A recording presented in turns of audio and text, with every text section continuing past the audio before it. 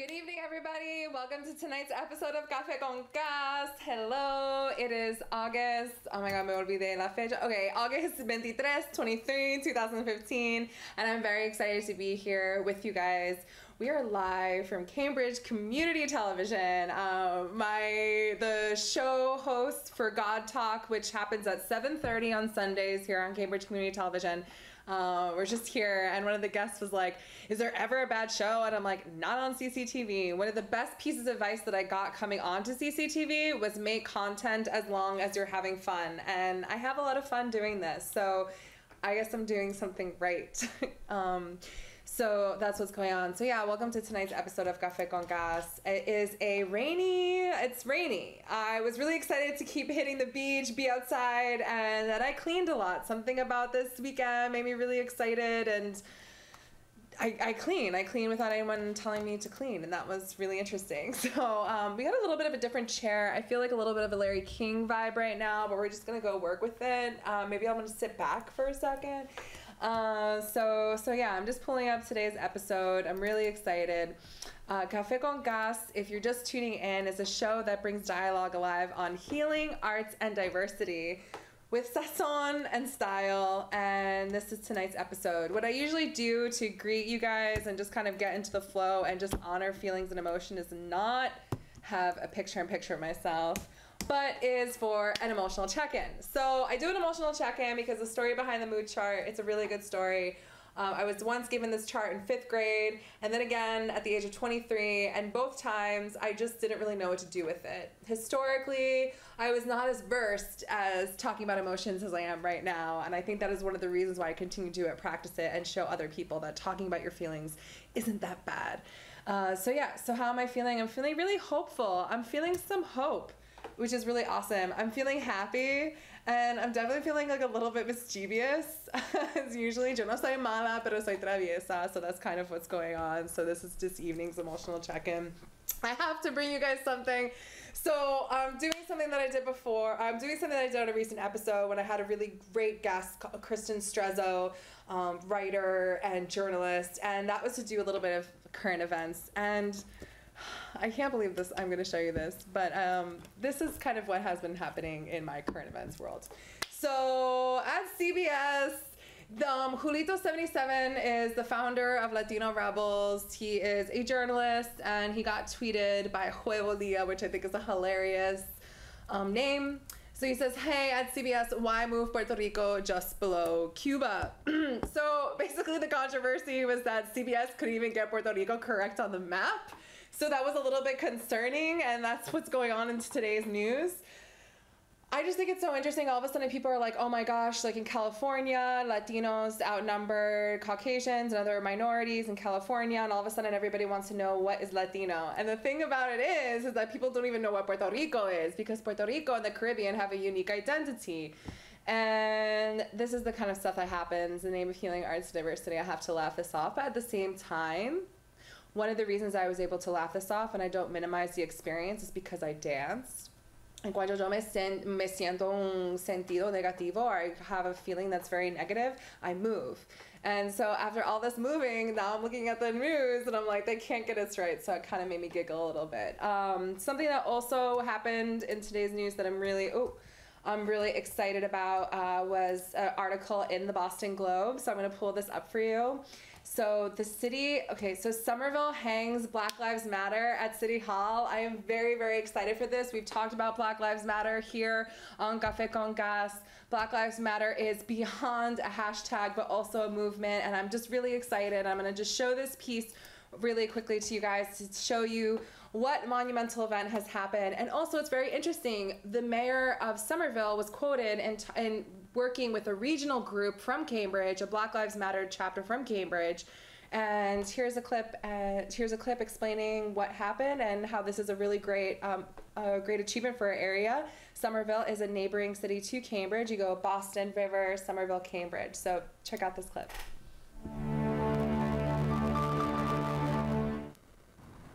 We're here at Somerville City Hall, where Department of Public Works crews just put up a Black Lives Matter banner with the full support of Somerville Mayor Joe Curtatone.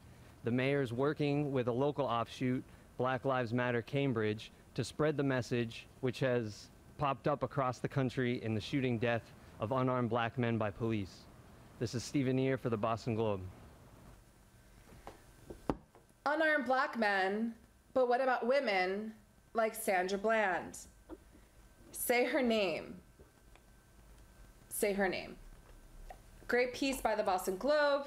Let's also be cognizant of women and men in this movement. Again, very exciting news for the city of Cambridge and also the surrounding areas, city of Somerville and the surrounding areas. I really would like to see where Cambridge comes up on the map on this matter.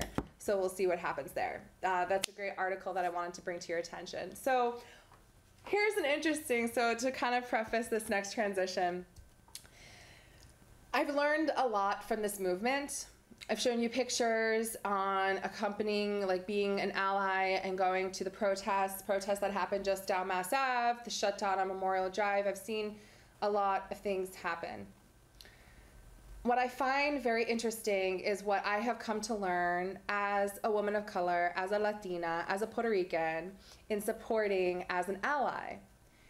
There was an interesting moment that happened in the news. Al Sharpton, who's a civil rights leader, a radio and television host, Baptist minister, and civil rights activist, where he, as an ally, did not know something about Puerto Rico. So I'm bringing this up in an interesting way, and it's like the achievement of Black Lives Matter. We're talking about Donald Trump in the news. We're talking about Latinos. All of a sudden, different minority groups are speaking. It's not just black and white. When I talk about, I just wanted to say something, when I talk about my identity and who I am as a Latina, and when I come to different spaces to report, I'm very respectful and very appreciative that the civil rights movement, which Gloria Steinem has said was founded by black women, and also the civil rights movement that happened post-slavery and segregation, has taught me so much as a new American and a first-generation American on how to understand my rights. So the Black Lives Matter movement has been very important to me, and I've learned a lot from it because I'm seeing how young black men and women, not just African American, but coming from different countries and different states in America, have come together to talk about hatred. This, to me, was a very interesting clip that was shared in the news. Al Sharpton, on his show, was talking about Puerto Rico. So he was talking about, I'm just going to set up this clip and let you think for yourself and see what you think. But I'm not showing this to you to say that, oh, look at him and he's wrong. I'm showing this to you to say how important it is that in America, as more attention comes to minority groups and their experiences, we also all respect each other and don't clump people of color into one big category, assuming that one person is an expert and then one person isn't. So here's a great example of how this can kind of go awry. We're talking about people that you and I may have known. I went to school, grew up in Brooklyn, New York. I went to school not only with people from the Caribbean, Trinidad, Haiti, Jamaica, people that were Russian Jews, people that were from Puerto Rico, all would have to go back if their parents were undocumented. So great point. He's like standing up in solidarity, which means in solidarity, like becoming solid, like together. He's standing up. He's talking about how he went to school with different people from the Caribbean, because it's true. New York had a lot of Trinidadians, like Jamaicans. We're talking about like de todo partes de Caribe, right? So then he talks about it, and he puts Puerto Rico with the immigrant experience. And it's like, we migrated. While I migrated here, still culturally speaking, part of me is not very American. It's colonized, America colonized Puerto Rico. So we still have an identity, religion, and different cultural practices in place that are apart from that. So that was a really great example of how, again, even in my own efforts to support a movement like Black Lives Matter, I have to be so cognizant, and which means aware of just respecting different cultures and understanding that we have different experiences. So Donald Trump is someone who I've been talking a lot about, and again, with current events, in the name of healing, arts, and diversity, I have to look at Donald Trump from all different angles. I have decided to be very selective of what I post on my social media about him, because I feel like at certain points, it's just not, I can't host hatred in my own space. I think of a similar moment when I was watching Oprah talk about interviewing the KKK. She was interviewing the KKK and they were making little signs on the side, and she decided at that moment they were using her as a platform to get material, eventually, you know, very racist and hateful material. So she decided not to be a platform for that. And not being a platform for that, I do want to bring up this article again. I've talked about Donald Trump. Everyone thinks that he's a joke, but it's really not a joke. What he's doing is very narcissistic. He's a tyrant. He may be a great corporate example of what you could do in America, but he's not a great example of who can be a great president. So his words have incited, or his words are hate speech, right? He's been really bigoted towards Latinos, and he's very adamant about deporting about 11 million immigrants who are currently in America, and also changing the 14th Amendment. In changing the 14th Amendment, which is created after slavery, he's proposing that even children who aren't born yet should be deported out of America. So there's also a lot of memes coming up with Donald Trump saying, people who came in and messing up America should leave, and there's two Native Americans in the corner saying, yeah. So here's an article. This is a local story. I'm always trying to figure out, I'm always looking at the broader picture and then the smaller picture. But here's a really disappointing story that I saw in the news, and I'm going to switch to I'm going to switch over. So this is in the Boston Metro, and again, these are two South Boston brothers allegedly beat a homeless man. Police say the victim was targeted because he is Hispanic. So these men proceeded to urinate on him. They proceeded to beat him up. It was a very aggressive, racially motivated act of violence. What was the most disconcerting was at the end, and at the end, this is what they had to say. So I'm going to just switch this up. So alerted by witnesses, troopers arrested the brothers and said the men continued to be disorderly in custody. Steve Leader allegedly urinated on his cell door, and both brothers made threats to staff members. Police and Scott Leader, 38, told them it was okay to assault the man because he was Hispanic and homeless. Donald Trump was right. All these illegals need to be deported, he allegedly told the police. Now, here's an example of two men using Trump's words saying he should be deported. Not unfortunately, but I also had the experience of talking to a person of color from the Republican Party in the name of Democratic debate. We just talk to each other. We also share a common space. And he said that Donald Trump speaks to the anger of America, which was very disconcerting. What kind of anger? Is it racially charged anger? And why are you blaming what has not happened to your life on a group of minorities that you know nothing about? So in this moment, to kind of transition from this intense dose of current events, healing in the name of healing, arts, and diversity, here are some examples of, here's a news story that breaks out in the news, but how does it affect your life, and what does it mean in the context of local news? And just seeing that article and seeing them use Donald Trump as an example and kind of fuel to the fire in using hate speech was very disappointing, but it was just a moment that we kind of need to look out for and continue talking to each other. So that is your current events, Café con Gas style, little cafecito. I kind of need a cafecito after reporting some of those news. So in the name of arts, I just wanted to bring an article that a picture that I've talked a lot about before. And it's a mural in Cambridge. Again, I'm just relating everything to a local piece of news. This is a beautiful mural that's on Church Street next to the theater and a space that's being currently leased out. If the space ever gets bought, mark my words, I will be one of the first people to rush out there. So again, in the name of arts, I just wanted to bring some local art. A mural, it says, indication, not proof of harm, is our call to action. And I think that's such an important message. So I'm saying, for indication of harm, right? So We have some, we don't have bloodshed being consistent, consistent bloodshed every single minute, but we have rising tension against people of color, and we have explicit deaths of Black men and women, which is totally unacceptable. However, in the continuum of the everyday thing, while we figure out these stories and figure out how they affect our lives, this is just a mantra that I just keep with me. In processing those emotions. Don't wait to the last minute to ask for help or support. Just talk to each other. So, Café con Gas, the name of healing arts and diversity. We're going to bring something up. I've been in a lot of debate. Not a debate. I'm sorry. I'm gonna switch off the academic hat. Not debate, but I've had a lot of people ask me, what is the difference between Latino and Hispanic? So in the name of healing arts and diversity, here's a really great video by some young women from Bustle magazine. And they interview people on what is the difference between Latina or Hispanic and Spanish is? Between Latina, Hispanic, and Spanish. I'm gonna have to say where they live.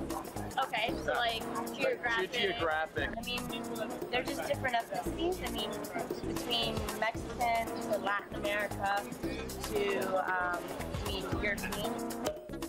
That was confusing. The general public and the media use both of these terms interchangeably, but there is a slight difference.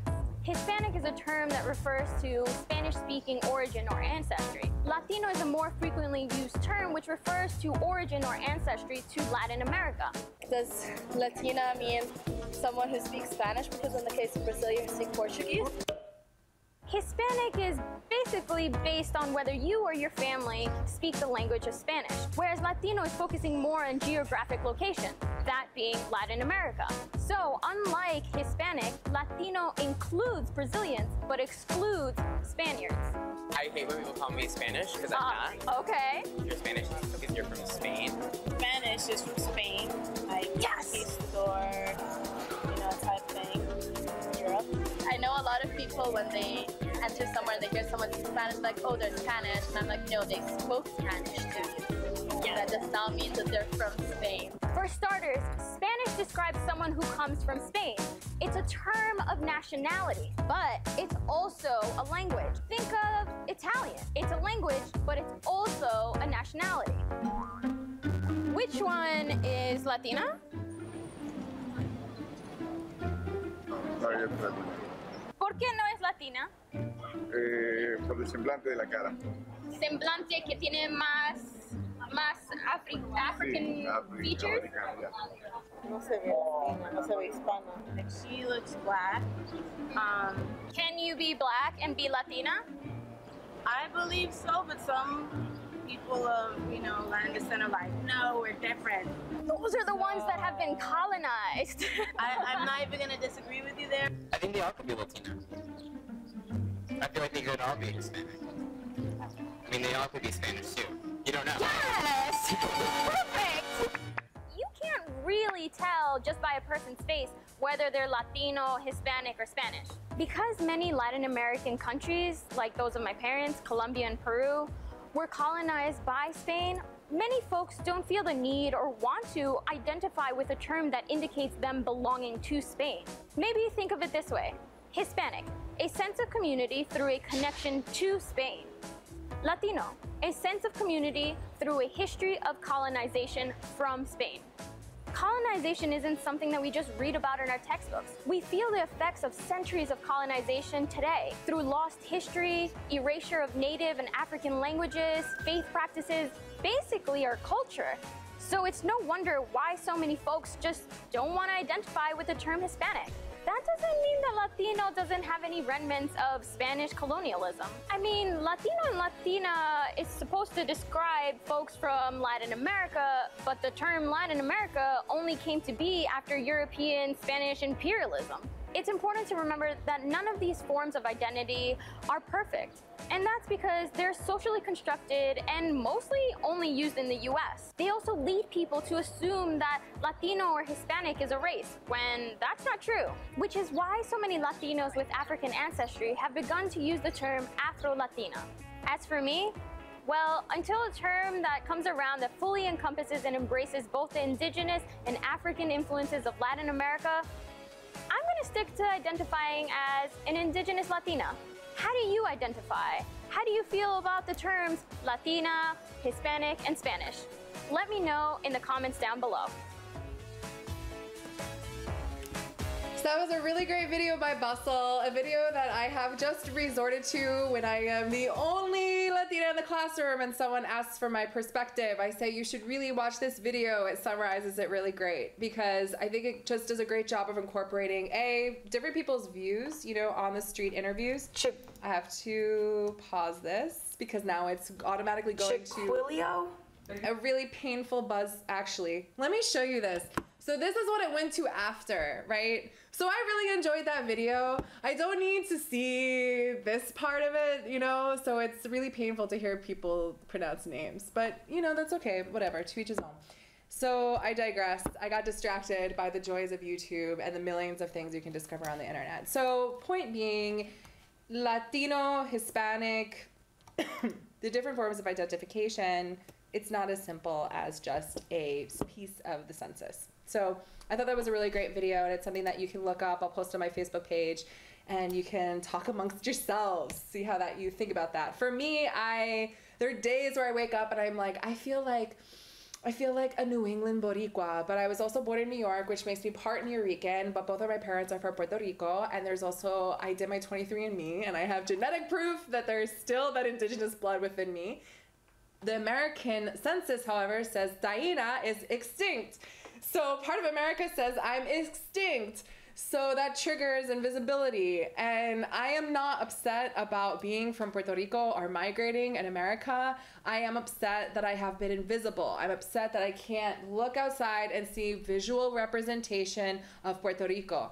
If I go down by Vejigantes and Villa Victoria Center, I can see Puerto Rican flags. I'm just talking about music. I'm even talking about being in New York and hearing a bodega play loud music. There's just not that representation. So, lots of stuff going on. Here is our next topic. So, healing, arts, and diversity. It's getting powerful. It's just great. So there is a house slam in Boston that happens by Dudley Square. It's a slam that when I went, I was reminded of being in a Black Lives Matter protest and going by the jail and having that moment of shutting down the highway, but then just looking to my right and seeing men in jail. So every time I go to that area, again, I consider myself like my formative years, what I saw of poverty, what my parents did when they first came through Washington Heights. I have that in Nueva York. I don't have that experience firsthand in Boston, but when I go to that part of Boston, I think of that experience. When I went recently, I went to the House Slam. House Slam Boston is just an incredible night of poetry and poetry slams, and I am happy to report I have my little notebook, an awesome breakthrough. The House Slam Boston swept all 3 national titles this year. WBUR did a really great article posting hyperlinks and also explaining what slam poetry is if you didn't already. And if you want to know what slam poetry is from Café con Gas's angle, you should check out my interview with Lewis Morris, who's a member of Flatline Poetry. So here's what's happening. I saw the news. I posted a poem previously from Alyssa Lozola Oliva. So I'm gonna pull this up for you. I'm gonna switch it up a little bit. This is from the National Poetry Slam 2015. So I put up a video that I actually wanted to show you, and it's called My Spanish. And she talks about her Spanish. And she talks about her Spanish in a very kind of ethereal way, a very ethereal way, and about her relationship with Spanish. So she comes out with this poem, like Totally Whatever. So this poem is Taylor Malley's Like Totally Whatever. Taylor Malley is a teacher, and this is what's so painful about this whole issue, is that he has a poem called What Teachers Make, and it's one of my best, most favorite poems. You need to also check out this poem. Unfortunately, I can't rave about Taylor Malley's poetry at the moment because I'm here to talk about how after the Poetry Slam, he went on Twitter to insult this poet's version of Like Totally Whatever. So she wrote a poem, And he wrote a poem a while ago, and he was saying how words like totally whatever are eroding the English language. She goes back to say not just that it's eroding the English language, but I'm gonna show you a piece. So Melissa Lozada Olivia had the courage to perform this piece, and I'm just gonna play this for you, and it's gonna speak for itself. And I really am in support of women in Poetry Slam, and I think this was a really great piece, and so does the community in support of Melissa. I'll let you decide for yourselves.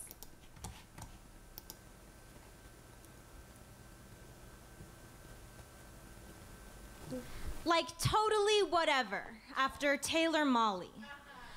In case you haven't realized, it has somehow become necessary for old white men to tell me how to speak. They interrupt a conversation that isn't even theirs and are like, speak like you mean it. And the internet is ruining the English language, and they put my parentheticals, my likes and ums and your nose on a wait list. Tell them no one will take them seriously in a frilly pink dress or that makeup. Tell them they have a confidence problem, that they should learn to speak up like the hyper-masculine words who are always the first to raise their hands. So the poem proceeds, and I'm going to show you a little comparison of the two, right? So here's Melissa with this poem, and here's what Taylor said with this poem.